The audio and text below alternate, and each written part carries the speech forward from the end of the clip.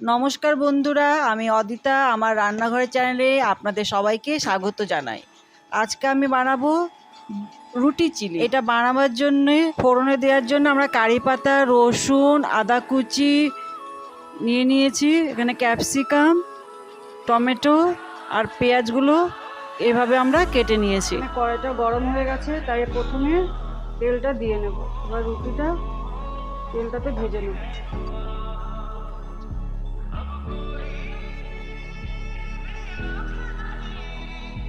রুটিটা আমাদের ভাজা ভাজা হয়ে গেছে, এবার এটা নামিয়ে নেব।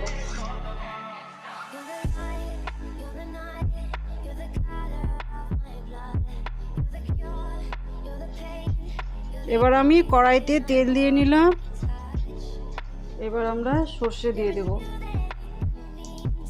এবার আদা কুচিটা দিয়ে দেব। এটা একটু ভালো করে ভেজে নেব আদাটাকে।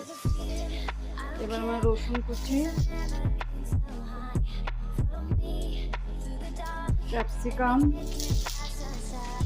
ক্যাপসিকামটা দেওয়ার পর এবার আমরা নুনটা দিয়ে দেব। পেঁয়াজটা কেটে রেখেছিলাম সেটাও এবার দিয়ে দিলাম।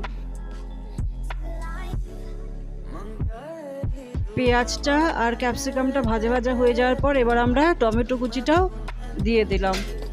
এবার এটাকে আমরা ভালো করে নাড়াচাড়া করে নেওয়ার পর আমরা ধনে গুঁড়ো দিয়ে দিলাম।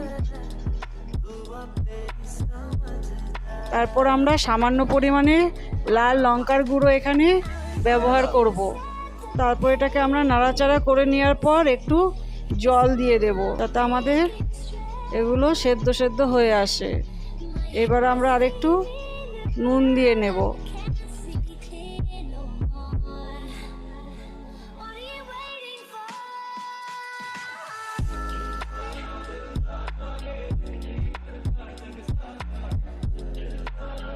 আমাদের এটা ভালো সেদ্ধ হয়ে গেছে বলে এবার আমরা টমেটো সসটা 2 চামচের মতন দিয়ে দেব।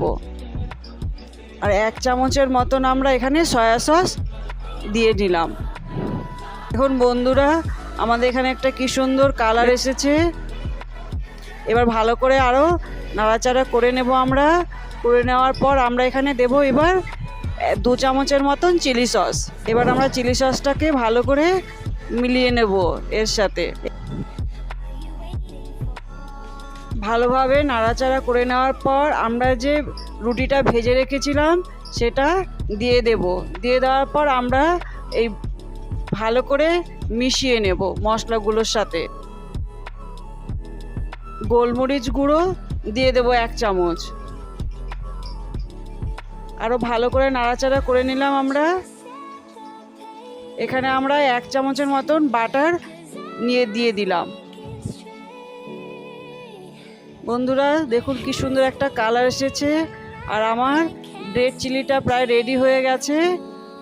এবার আমরা এখানে সামান্য পরিমাণে লেবু রস দিয়ে দেব। আর একটু ভালো করে নাড়াচাড়া করে নিচ্ছি আমরা।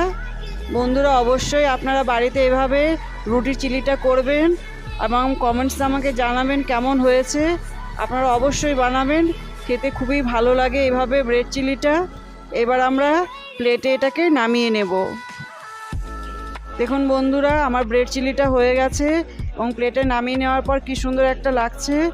আপনারা অবশ্যই ঘরে এভাবে বানাবেন এবং আমাকে কমেন্টসে জানাবেন কেমন হয়েছে। অবশ্যই আপনারা আমার চ্যানেলটাকে লাইক, শেয়ার এবং সাবস্ক্রাইব করবেন আর আমার পাশে সবসময় থাকবেন। আপনাদের অসংখ্য ধন্যবাদ জানিয়ে শেষ করছি।